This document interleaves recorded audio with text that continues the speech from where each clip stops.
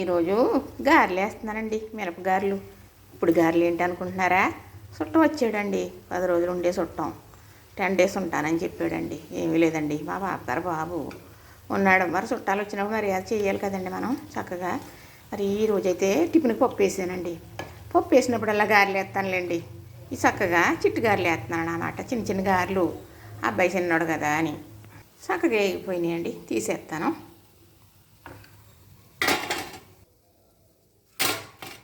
ఇలా బెల్లం ముక్క కలుపుకున్న నీళ్ళు పెట్టుకుని ఇలాగా తీసేసుకునండి.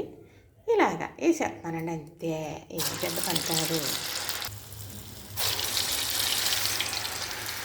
ఇలా బెల్లం నీళ్ళు పెడితే గారె ఎరిపోతుందండి.